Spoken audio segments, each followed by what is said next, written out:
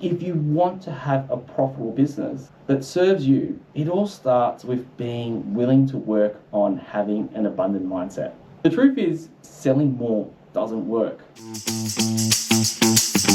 If we're not growing, you're not growing.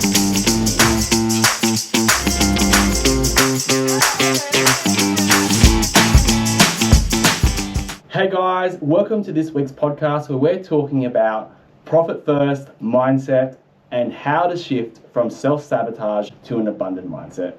If you don't know me, my name is Nathan Rickney. I am a profit first professional. I am certified in that space to deliver that program for you guys, and I am the Profit First Professional of 2024, and I'm also the owner of NGR Accounting. Let's talk about today's podcast. We're talking all about self-sabotage and how to acknowledge it and how to get to an abundant mindset. Over the years, I don't think I've ever met a lazy business owner.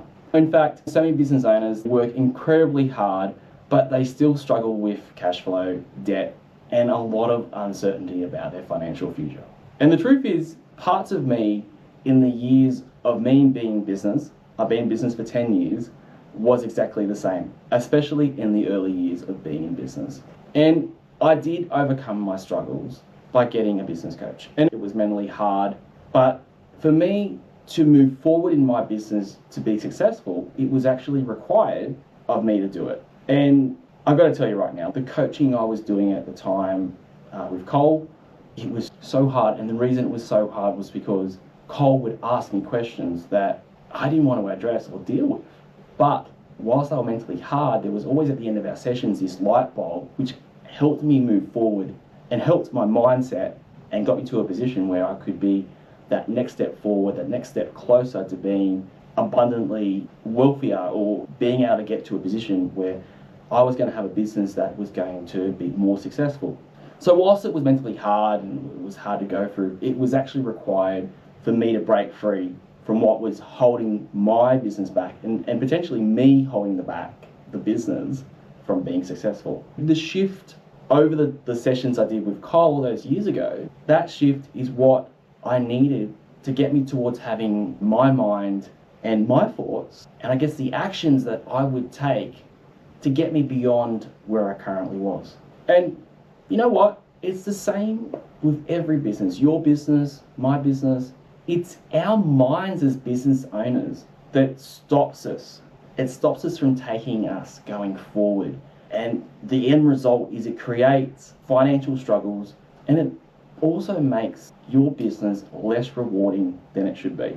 So this is a great segue leading into today's podcast, which is firstly about mindset. And my mindset is everything in business. So for most business owners, a lot of business owners, what I see is that they focus on revenue generation. And by that, the core task or jobs, so i.e. the service of sales or services of products. And pretty much as the book, there's a book called The E-Myth by Michael E. Gerber. And in this book, he talks about technicians. And these people and business owners are ones who only focus on doing the work. So pretty much selling. And I see this so much with business owners who still think like employees like they once were. And this mindset of doing work, doing more work, creating more sales, rather than the mindset of a business owner. So when you have the mindset that's like an employee, a doer in the business, or as described in the E-Myth, the technician, there's no space or time to think like a business owner. So you need to think like a business owner if you want to become profitable. And so what typically happens if you're thinking like an employee or a technician is that you start neglecting profitability because it's not your priority. You're just thinking about selling and doing work. And the second thing is, as I said before, selling more. So all you're thinking about is selling yourself out of a problem and hoping that the extra cash that you get in the business will solve everything you've got going on. A little bit of a different movement to what I'm talking about, but earlier this week, I spent a week away up at Nelson's Bay. And I was talking with one of my friends who went away with us. And my friend has a lot of businesses. He's been quite successful, and he's also been very profitable over the years as well. And one night we were having some drinks, and we spoke at length about the difference of business owners who continually grow and they're profitable versus business owners who don't grow, or worse, they go out of business. And my friend summed it up so beautifully. He said, you need to understand your weaknesses, and if you learn as much as possible to expand your knowledge, you could have better potential and better opportunity to have a better business that's going to be successful. And when I was reflecting on what he said, for a long time for myself personally, I've been practicing everything about opening my mind, learning as much as I can, and putting practical steps in place towards what I need to do to have an abundant mindset. And I've encouraged my clients, friends, and family to do the same. But particularly that night when I was speaking with my friend, the penny dropped. If you want to have a profitable business that serves you, it all starts with being willing to work on having an abundant mindset. So the moral of the story is this: while generating revenue is important, you need to have a focus on so much more than just selling.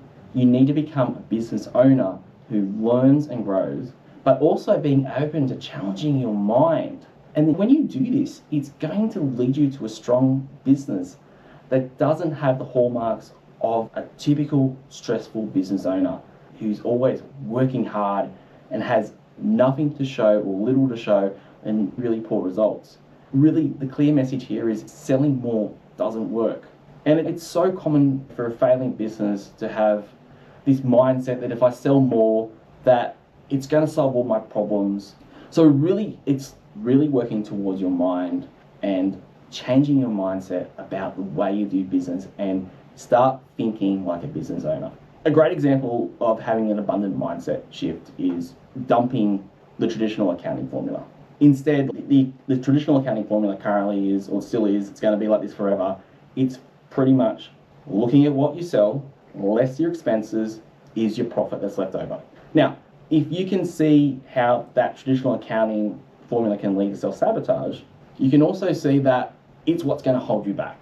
The problem is with that traditional accounting mindset, a way of thinking, is that business owners, what they're going to do is they're going to pay everyone else first and then hope there's something left for them, and then maybe there's some profit. But if we change our mindset and go, well, let's do something that's completely different, this is outrageous, why don't we say, turn around that accounting formula and say, no, we still get our sales, but then we're going to say, let's have a focus on profit. And then left over is the expenses, and that's what we're going to use in the business for expenses. So what we're doing is by shifting this mindset of saying, hey, profit is now front in mind, is that we're ensuring profit is built into every transaction. And this is why I bang so much on about profit first, because this is a system that makes profit happen. I've got a viewer question for you guys. What mindset shift would you need to make changes in your business so that you could start treating profit as a non-negotiable? So let's talk about self-sabotage and how to escape it. So having the abundant mindset is key, but nothing will change till we face our own self-sabotage. To me, self-sabotage is unknowingly or unconsciously holding yourself back from that true potential by creating obstacles, making choices, or repeating behaviors that prevent success. It's often what involves stopping you from reaching a goal or finding yourself in situations where failure is likely. And even though you deeply want to succeed, you'll still find a way to stop yourself from doing that. In business, it could look like undercharging for your work because you're scared of what people won't pay or they might leave. Or it could be avoiding your finances because you don't want to see how bad things really are. And self-sabotage, what it does is basically fear, doubt, and bad habits eventually get you stuck. So a lot of the time we're actually unaware of the self-sabotage. But if you dig deep and you start looking into yourself and start asking the questions, you'll find that deep down, a part of us, we are quite aware. And you can become aware by asking yourself really uncomfortable questions that you desperately don't want to answer. The key to breaking the cycle, firstly recognizing, challenging, and then taking small steps in the right direction, instead of hiding under a rock and avoiding the issues that are there, the things that we're self-sabotaging ourselves over. So as an example, hiding under a rock in a business sense will get you, for example, pricing fears. underpricing for services and attracting the wrong customers. Or another one is thinking, I'm going to focus on profit later. I'm going to avoid my zero file. It's reports that I don't want to look at. I'm going to ignore them. And in fact, anything that's got to do with managing money, I don't want to know it. Another one is not investing in the necessary tools or hiring people, which eventually leads you to burning out and being inefficient. Or the last one I've got here is, for example, turning down potential partnerships or investments due to fear of possible change or what might happen. You can come out and see the daylight and leave the rock, and it can be achieved. But like I said earlier, you need to be able to recognize what is your self-sabotaging, recognize it for what it is, and be aware. And then the next thing is you got to challenge it. Don't accept it anymore. Why is it you're stopping yourself, addressing that fear or addressing what's getting you stuck? And the next point is taking action. So once you've recognized that you challenged it, you've got to take action. Take action with some practical mindset shifts to overcome these typical habits. As for a business owner, what I would suggest is to overcome these habits, or even when taking action, look at profit first, for example, as a discipline. What I like about profit first is it's the roadmap that's going to keep you on track. The second one is seeing money management as empowerment instead of restriction. And my third one, and I really love this one, this is what every business owner should be doing. Start treating your business decisions and finances like you report to the shareholders of a listed company. Profit is essential. Smart decisions are crucial. And you're always going to be asking yourself, your actions that you're taking, are they right for the business? Steps that you can do to build a profitable business with the right mindset. So we've covered off the importance of shifting your mindset and breaking yourself free from the self-sabotage. But now, let's talk about what you can do that are practical steps to get you in the right direction right now to help you build a more profitable business. Because having the right mindset, it's only valuable if it leads to action. So this is what I would do. This is 5 easy, simple steps on how you can move forward. Step 1, commit to profit first. It's non-negotiable. Step 2, you've got to get clear on your numbers. No more avoidance. Step 3, get to know your weak points. What's holding you back? Step 4, you've got to treat your business like a real company, even if it's just you. Think about the imaginary shareholders. Step 5, you've got to get support, guys, and you've got to continue educating yourself, and you've got to, with the support and education, learn, apply it, grow it.